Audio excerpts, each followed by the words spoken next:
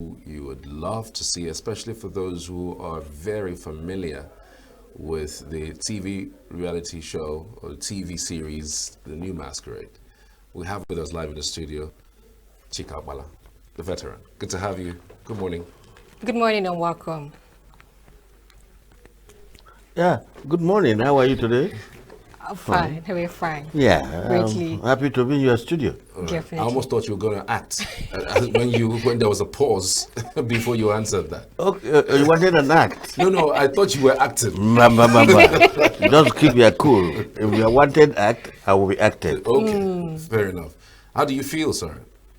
I feel fine today, by the grace of God. Indeed, by the grace of God, not many people make it to this age that you are in. Right. There are several persons, especially the Nollywood industry, who have passed on either through one or two ailments. They're not where you are, but today you're practically alive, strong and well. And I just wanted to ask you, what is the secret of your longevity? I wouldn't tell, but I know it is by the grace of God. I've fallen sick severally. I've had accidents, motor accidents, stage accidents, but I survived. And here I am, plus other internal diseases that come up eventually, but the doctors take care of them, and I still live and be able to talk and move. Right. And chocolate life. If there's one advice you would give to young Nollywood actors and actresses today, as someone who has gone through that phase, what would you give them? Right. One advice I want to give to them, the upcomers that find themselves in the Nollywood, is to do their rehearsals before going on stage. These days, most of the producers say, no, Josh, you look good. We want you like that. Come like that. They never rehearse their lines nor their movements. And so it doesn't look interesting. It's not your ordinary behavior that will always tell. We can see some signs of you that you could be a good actor in your behavior, but that hasn't made you a good actor. Somebody has to, the producer, the director, have to direct you more, produce you more, to say, yes, you are doing well, but do it this way, or do it that way. And in that case, you outshine, and you come into the shoes of entertainment proper. So I'm advising the people in Nollywood, especially the upcomers, the younger ones, don't think because you have seen yourself in one show or the other, you feel that you are now a big guy in acting. And you're not making an impact. Nobody's talking about you positively. Sorry, I'm using this language. I'm not supposed to. It's a borrowed language. What I am talking about as Chief Israel Pawine Powerless. All of you we are bamboozled. No, now I can get this Zebrodaya himself. The Chief Zebrodaya went to school the time at Slomi Primary School in those days. You know what is Slomi? I don't know. Salvation Army. Oh, okay. That's what they call Slomi Primary School in those days. And that's where he learned his language, his grammar, and grew up with it. And was entertaining the 10 people of his village. Even when he came back from the World War II, he was an army veteran. I mean, Chief Zebrodaya Okorigwe Nwobo alias 430. So, sorry, I shifted to Chika Okpala. Now that I'm coming back to Chief Zebrodaya, which is what I'm thinking, this is what you want. You know Chika Okpala, you know him here and there, you know the school he attended and all this and all that, the university. But this time, let us talk about Chief His Royal Pawine Powerless. Chief the Honorable Zebrodaya Okorigwe Nwobo alias 430. I think that I what you really want today to see of me. Absolutely. Okay. So my advice to the them people, these young boys or young girls, those people who are finding themselves today in the acting industry we call Nollywood, should be patient enough to learn and also go for training. For me, I know how much training I have undergone when I was in NTA, where I was formed. You don't just go out because you have an aptitude, to do something. Then you become, no, you have to be fashioned. Somebody to direct you properly. Somebody to mold you properly. So that when you talk, if it is language, like Chief His Rep and when powerless, I have language of his own.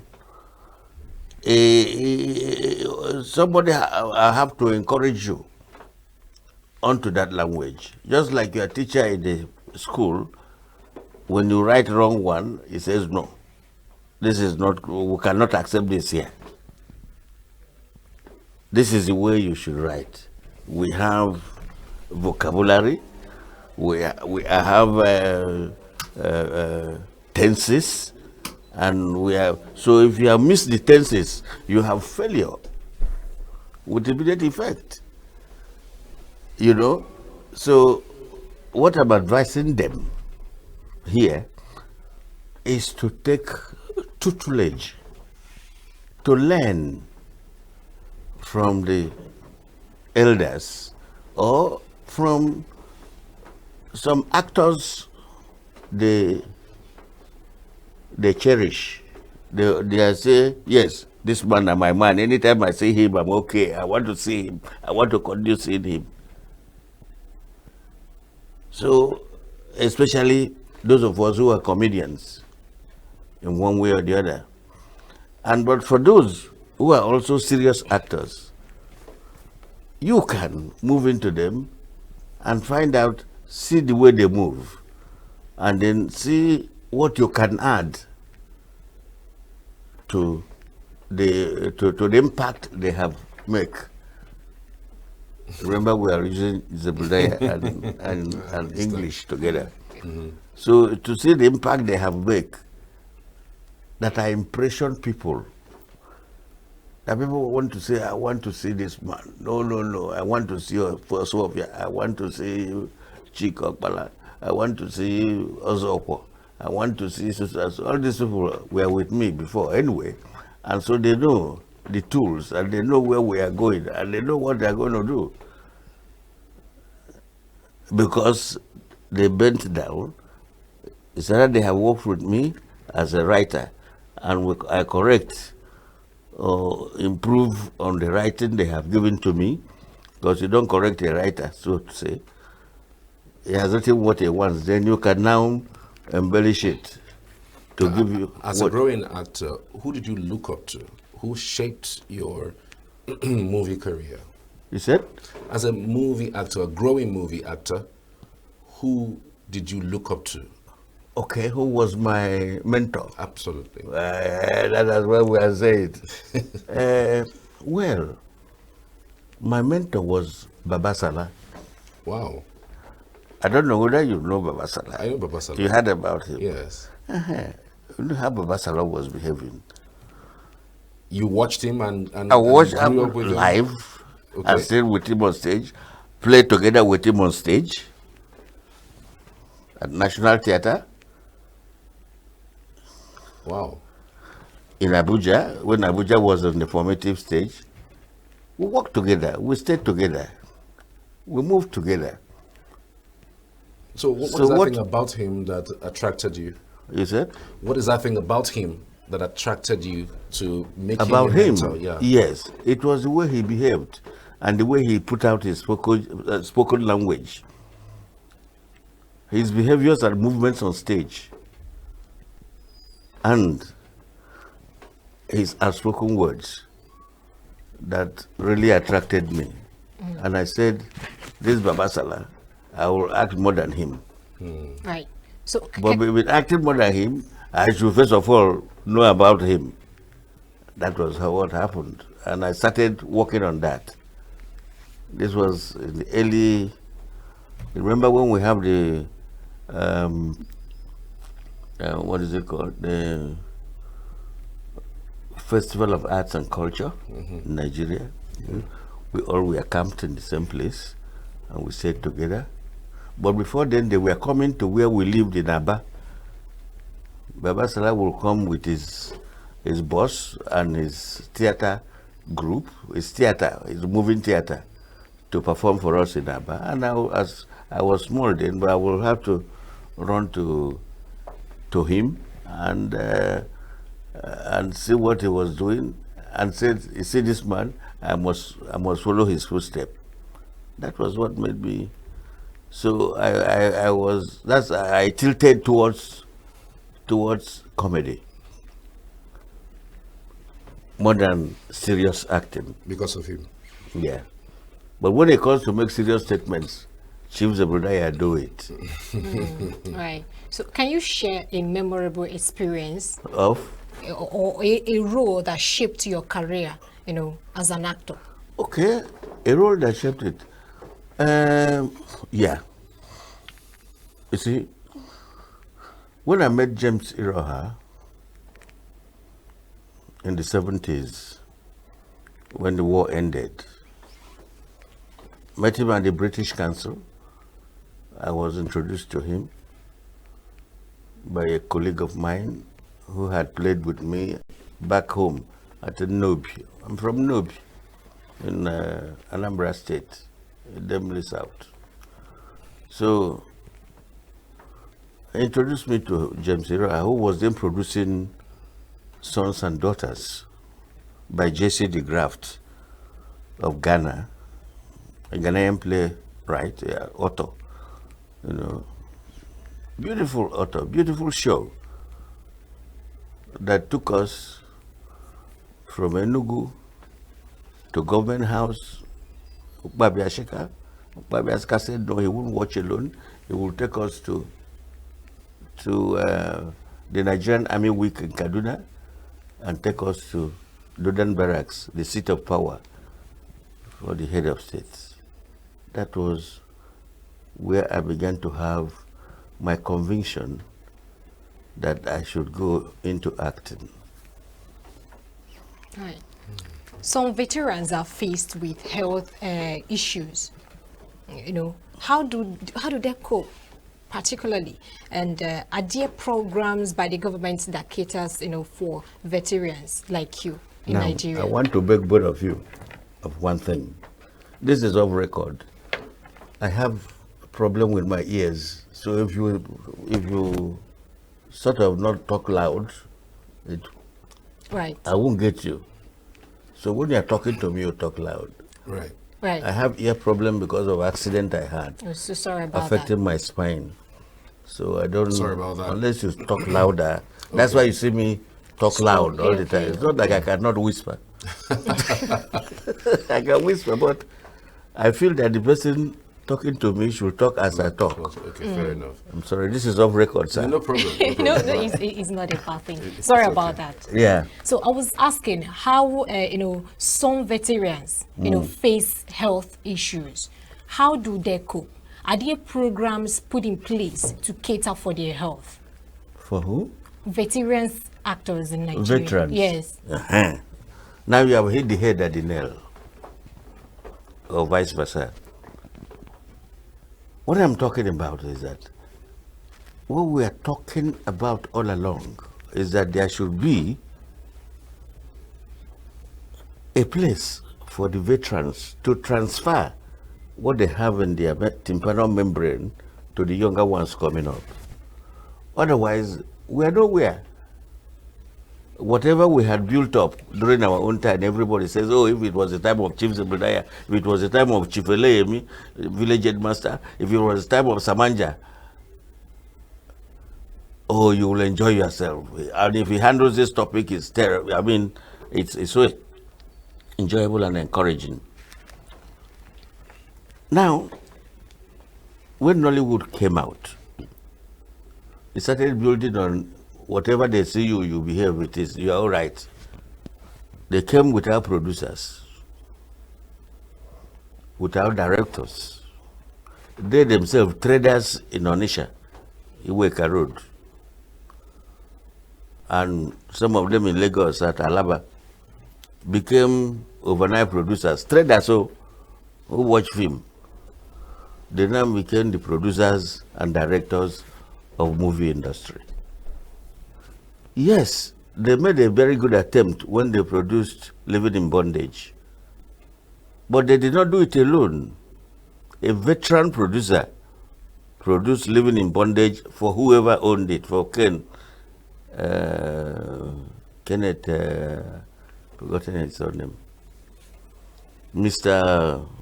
Was my very good friend and my producer too, my director, Chris Ovirapo, who directed Living in Bondage for him.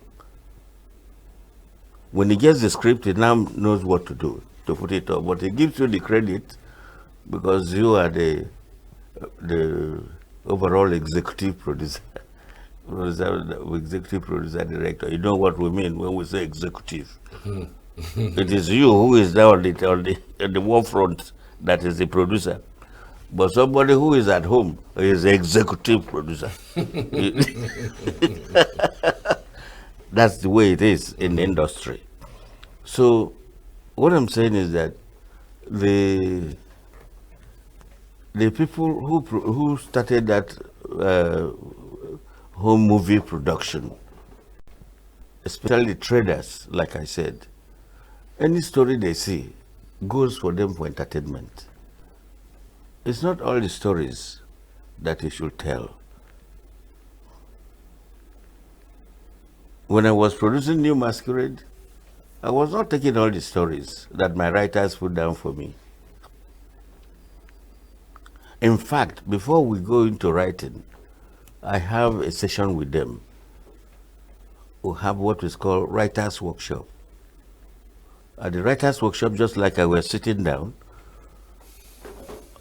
we marshal out stories.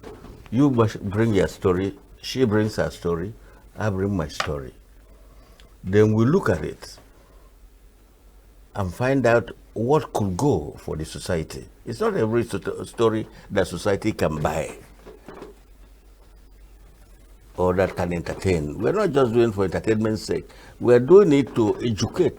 Our main focus is entertainment education.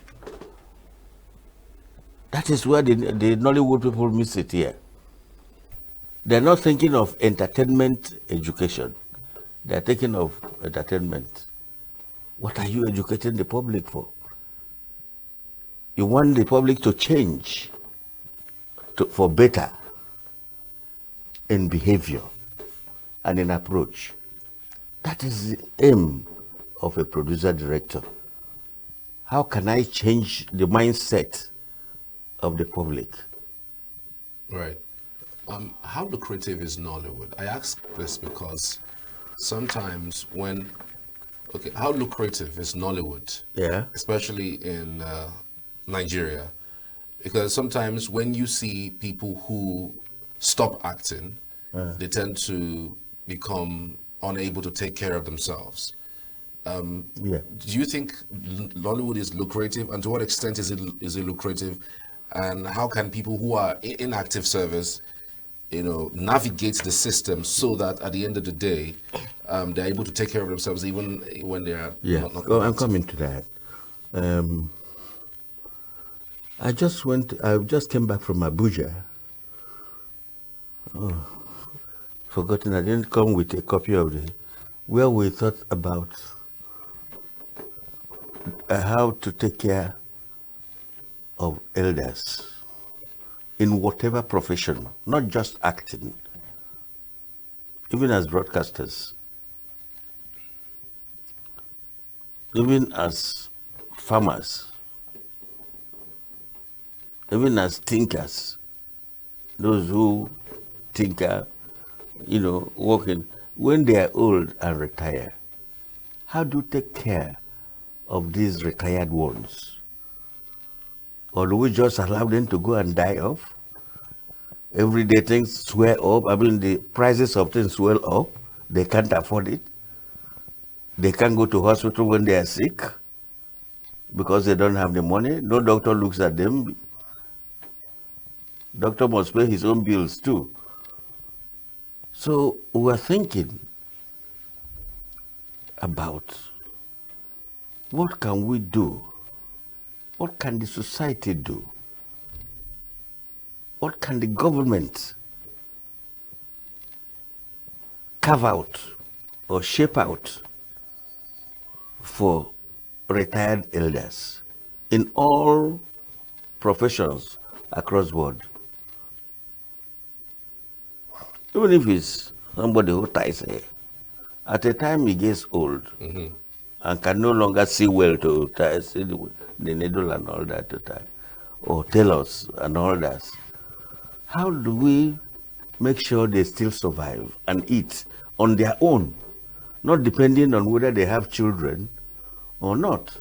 Your child is struggling to live, to make money, to marry, to have children and train his children. I don't know both of you. If you are all married, your headache now is how do I bring up my children with the present cost of things? Absolutely. Huh?